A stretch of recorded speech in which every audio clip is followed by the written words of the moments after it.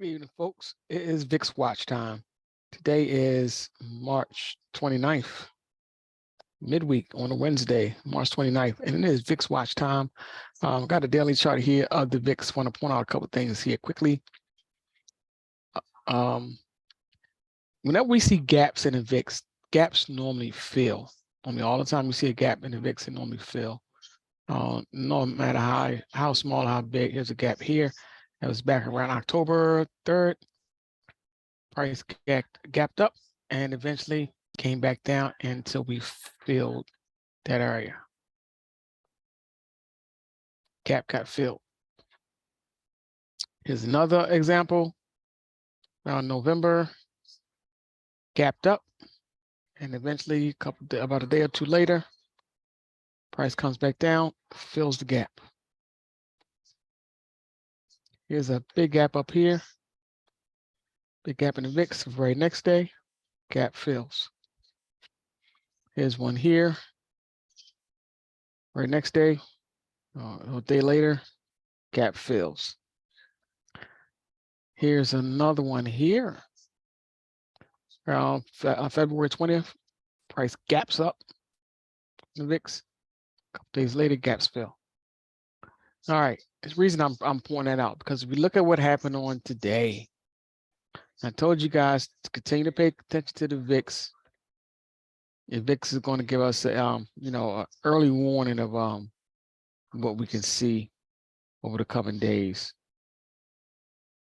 So look at what happened today on the VIX.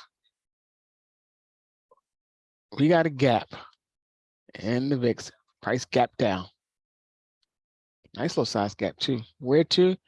Back to this shaded area that I told you guys I've been watching for quite some time, which has been a strong area of support for the VIX. We got gap down right to the top of that range. Not only did we gap down to the top of the range, we got some strong momentum to the downside showing in a T10 squeeze, and that could be about to come to an end. And we have full stochastics in deep oversold territory after a pullback. Wins percentage in deep oversold territory, and a CCI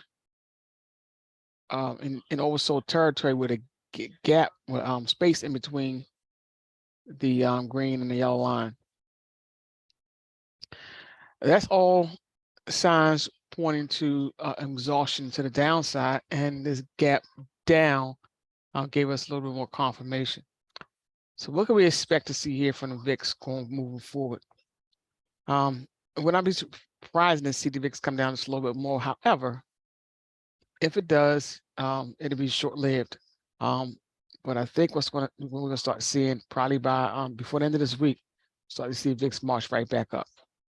Now, this gap will be filled. Then after this gap filled, we got to see what happens after that. But that's what price action looks like now.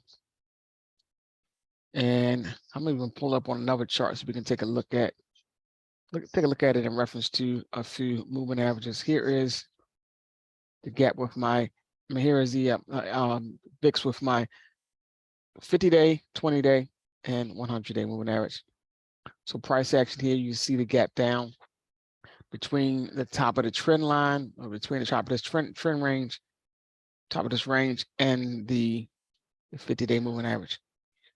So all signs point to the VIX possibly retaking this 50-day. That 50-day will act as an area of resistance on the way back up.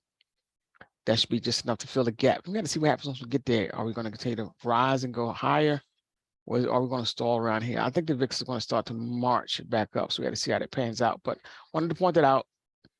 About 100% of the time, when there's gaps in the VIX, they normally always fill. So we'll look forward. We'll watch out for that this week and see if that theory comes to pass. All right, folks, I'll catch you guys on the next video.